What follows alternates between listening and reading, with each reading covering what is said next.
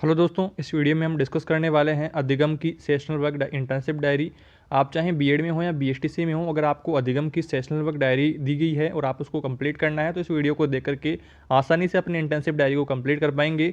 और इससे रिलेटेड दोस्तों सभी प्रकार की जो डायरियाँ हैं उनकी प्लेलिस्ट मैंने बना दी है, बीएड की अलग से, बीएसटीसी की अलग से, जिनके लिंक डिस्क्रिप्शन में डाल दिए हैं, या फिर आप चैनल पर विजिट करेंगे तो प्लेलिस्ट ऑप्शन पर जाकर के आप सभी प्रकार की इंटर्नशिप डायरियाँ वहाँ से अपनी कंप्लीट कर पाएंगे।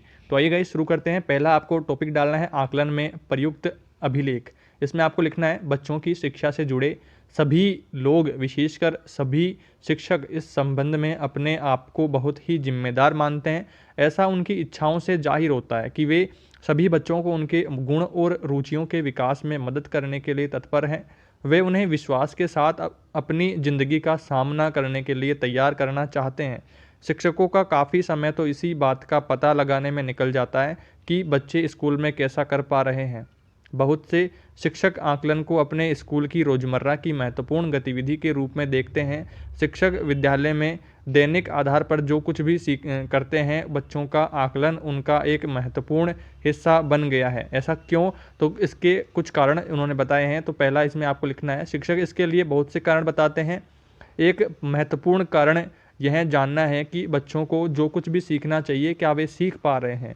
दूसरी वजह एक अवधि विशेष में बच्चों की प्रगति के बारे में भी जानकारी प्राप्त करना है, जो भी हो। तीसरी वजह, जिसको सिर्फ शिक्षक ही नहीं बल्कि हम सभी बहुत ही महत्वपूर्ण मानते हैं, वह यह पता लगाना है कि बच्चे की भिन्न भिन्न विषय क्षेत्रों में क्या उपलब्धियां रही हैं। ऐसा इसलिए कि हम बच्चों को अच्छी क्वालिटी, गुणवत्ता वाली शिक्षा देना चाहते हैं और महसूस करते हैं कि ऐसा तभी संभव हो सकता है जब टेस्ट और परीक्षाओं के जरिए पढ़ाए गए विषयों में बच्चों की उपलब्धियों का मूल्यांकन किया जाए। आगे आपको टॉपिक डालना है प्रोफाइल का। प्रोफाइल में आपको लिखना है, यह छात्र की संपूर्ण क्रियाओं का लेखा जोखा होता है। इसके द्वारा छात्र की छवि प्रकट होती है। शिक्षक का कार्य होता है कि वह छात्र द्वारा की जाने वाली सभी क्रियाओं को अपने पास डायरी में नोट करता जाए। विषयवार, कक्षावार, टर्मवार पाठ्यक्रम विभाजन पुस्तिका आपका अगला टॉपिक है। इसमें आपको पहला पॉइंट लिखना है, यह पुस्तिका पाठ्यक्रम एवं पाठ्य पुस्तकों पर आधारित है, जिसमें विषयवार कक्षा का पाठ्यक्रम विभाजन टर्मवार किया गया है।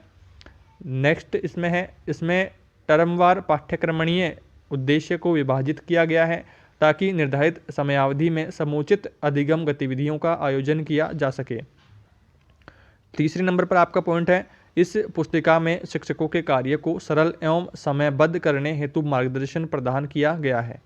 चौथा पॉइंट है, प्राथमिक स्तर के विषय विशेष की अवधारणाओं, दक्षताओं, कौशलों को अधिगम क्षेत्रवार, कक्षावार एवं टर्मवार संगठित तथा सुव्यवस्थित किया गया है। यह पुस्तिका बालक के उत्तरोत्तर शैक्षिक विकास हेतु शिक्षकों द्वारा तैयार किए जाने वाले शिक्षण नियोजन पाक्षिक योजना में मदद के लिए तैयार की गई है। आगे आपको अगला टॉपिक डालना है, अधिगमकर्ता का व्यापक प्रोफाइल निर्मित करने एवं देखभाल के पद। इसमें आपको फर्स्ट पॉइंट लिखना है, प्रथमतः शिक्षक बालक बालिकाओं का निर्धारित समय पर पद स्थापन मूल्यांकन कर वार्षिक आकलन अभिलेख पंजिका में दर्ज करे। दूसरा है, प्रत्येक कक्षा में विद्यार्थियों के कक्षावार एवं विषयवार पदस्थापन के आधार पर अध्यापक योजना डायरी में योजना बनाकर सत्र पर्यंत बच्चे के साथ कार्य करे।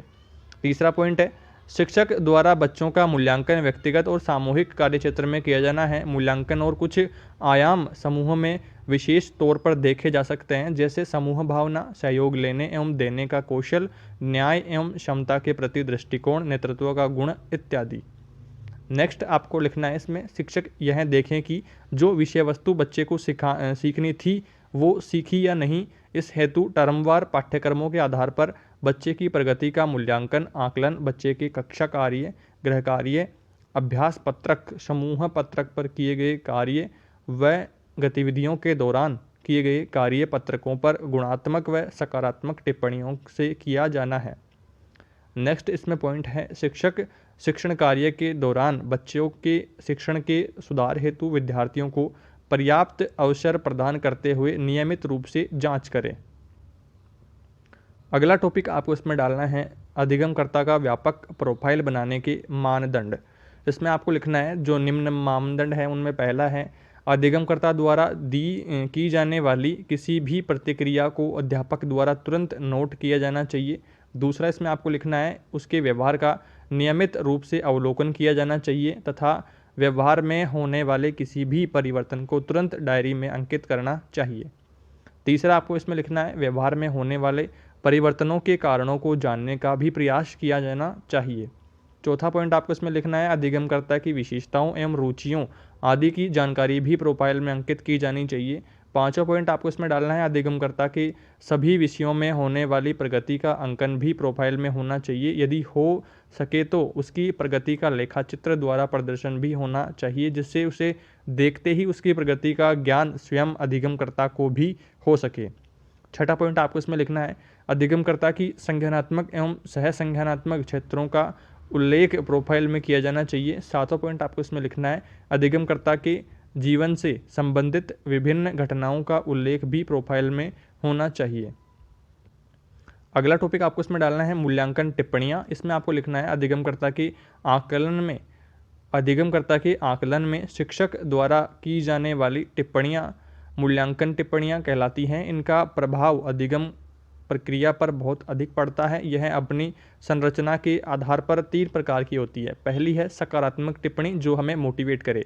इसमें आपको लिखना है इस प्रकार की टिप्पणी में अधिगमकर्ता की प्रतिक्रियाओं को सकारात्मक रूप दिया जाना है। इसको प्रोत्साहित करने के लिए उसकी प्रशंसा की जाती है, जैसे वाह आपने तो बहुत अच्छा उत्तर दिया है, अरे यह उत्तर तो हमने भी नहीं सोचा था, शाबाश आदि टिप्पणियाँ की जाती है जिसमें बच्चा मोटिवेट हो।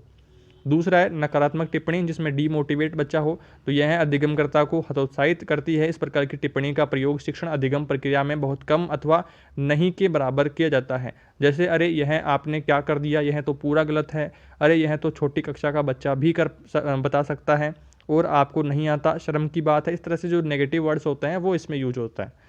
तीसरा है सुझावात्मक टिप्पणी। इस प्रकार की टिप्पणी अधिगमकर्ता को प्रोत्साहित करने के लिए दी जाती है, जिससे वह भविष्य में सुधार के लिए प्रयोग में ले सके, जैसे इसी चीज़ को ऐसे नहीं इस प्रकार से करें तो यह अधिक सही होगा। इस तरह से सुझावात्मक जो टिप्पणियाँ होती हैं वो आती हैं। आगे आपको नेक्स्ट टॉपिक डालना है संचित अभिलेख का। इसमें आपको लिखना है संचित अभिलेख में विद्यार्थी के संबंध में समय समय पर हो रही परीक्षाओं के परिणाम फलों का लेखा जोखा रखा जाता है। प्राय यह लेखा जोखा 3 वर्षों का होता है। इसमें विद्यार्थी के जीवन के विभिन्न पहलुओं से संबंधित जानकारी इकट्ठी की जाती है। अभिलेख में विद्यार्थी से संबंधित निम्नलिखित जानकारी होती है, जैसे उसकी सामाजिक, बौद्धिक, शारीरिक, शिल्प कार्य स्थिति, उसकी रुचियाँ, परिवार संबंधी तथा मनोवैज्ञानिक संबंधी तथ्य। यह अभिलेख विद्यार्थी की बहुमुखी शक्तियों के विकास पर प्रकाश डालता है। इसमें आपको परिभाषाएं कुछ लिखनी हैं, जैसे जैन वाटर्स के अनुसार परीक्षा, प्रश्नावली, अवलोकन, साक्षात्कार, व्यक्तिवृत्त अध्ययन आदि विभिन्न विधियों के प्रयोग से प्राप्त विद्यार्थी से संबंधित महत्वपूर्ण सूचनाएं सारांश रूप में संकलित आलेख पत्र में संग्रहित करनी चाहिए। दूसरा आपको इसमें लिखना है WD एलन के शब्दों में संकलित आलेख पत्र में व्यक्तिगत छात्र के मूल्यांकन से संबंधित सूचनाओं का आलेख होता है। सामान्यतया ये सूचनाएं एक पत्र पर लिखकर एक स्थान पर ही रखी जाती हैं। अगला टॉपिक आपको इसमें डालना है अभिलेख की विशेषताएं। इसमें आपको फर्स्ट लिखना है ये वस्तुनिष्ठ तथा विश्वसनीय होनी चाहिए। दूसरा आपको इसमें लिखना है ये पूर्ण होने चाहिए। तीसरा इसमें विद्यार्थी के बारे में नवीनतम सूचनाएं होनी चाहिए। चौथा पॉइंट है इसमें कि दी गई सूचनाएं वैध होना चाहिए। पांचवा है ये अध्यापक की व्यक्तिनिष्ठता से मुक्त होने चाहिए। छठा पॉइंट है इन्हें पूर्णतया सोच विचार के साथ भरना चाहिए। सातवां पॉइंट है इन्हें इस प्रकार रखा जाए कि आवश्यकता पड़ने पर तुरंत उपयोग किया जा सके। आठवां पॉइंट है विद्यार्थी के अगली कक्षा में जाने पर ये साथ भेज दिए जाने चाहिए। 9वां पॉइंट है इनका आकार उचित होना चाहिए। 10वां पॉइंट है इनमें प्रस्तुत तथ्य ठीक होने चाहिए। 11वां पॉइंट है ये यथार्थ होने चाहिए। इतना सब कर देने के बाद आपको नेक्स्ट टॉपिक डालना है अभिलेखों की सीमाएं। इसमें आपको फर्स्ट पॉइंट लिखना है यह सामान्यतया व्यक्तिनिष्ठ बन जाते हैं। दूसरा इसमें आपको लिखना है प्रायोगिक रूप में इनका संगठन करना कठिन होता है। तीसरा पॉइंट आपको इसमें लिखना है कभी कभी अध्यापक इनका निरीक्षण कर लेते हैं जो विद्यार्थी के वास्तविक व्यवहार से संबंधित नहीं होती। चौथा पॉइंट इसमें आपको लिखना है जब विद्यार्थी मानसिक दबाव या उत्सुकता की स्थिति में होते हैं तो उचित व्यवहार का निरीक्षण करना मुश्किल हो जाता है। 5वां पॉइंट आपको इसमें लिखना है, इनसे प्राप्त परिणामों की उचित व्याख्या करना कठिन होता है। इतना सब कर देने के बाद लास्ट टॉपिक आपको डालना है निष्कर्ष का कि क्या सीखने को मिला हमें। तो उपयुक्त विवेचन से स्पष्ट होता है कि एक अधिगमकर्ता को प्रोफाइल निर्मित करना एवं उसकी देखभाल करना तथा मूल्यांकन का उचित प्रयोग करना तथा संचित अभिलेख के बारे में संपूर्ण जानकारी होनी चाहिए, तभी वह अधिगम सफल होता है। आगे आपको देखिए इसमें संदर्भ सूची में लेखकों आदि का, प्राचार्य वगैरह का नाम, सहायक प्राचार्य क्या क्या इस अधिगम को लिखने में आए हैं उनके आपको नाम ऐड कर देने हैं। और यहाँ पर आपको नीचे इंटर्नशिप स्कूल के प्रिंसिपल सर से यहाँ पर मोहर लगवा करके उनके सिग्नेचर यहाँ पर करवा लेने हैं। और इतना सब कर देने के बाद दोस्तों आपकी इंटर्नशिप की अधिगम सेशनल वर्क डायरी कंप्लीट हो चुकी है। आई होप आपके सारे डाउट्स इस वीडियो में क्लियर हो गए होंगे। फिर भी दोस्तों इससे रिलेटेड आपके कोई भी डाउट्स रहते हैं कमेंट बॉक्स में ज़रूर बताना है। और इस तरह के जो और डायरियाँ हैं उनकी प्लेलिस्ट मैंने बना करके डिस्क्रिप्शन में लिंक डाल दिया है। बीएड की अलग से प्लेलिस्ट बनी हुई है और बीएसटीसी की अलग प्लेलिस्ट बनी हुई है, जिनके लिंक डिस्क्रिप्शन में है, वहाँ से आप चेकआउट करें और अपनी सभी इंटर्नशिप डायरियों को जल्द से जल्द कंप्लीट कर लें। Thank you so much.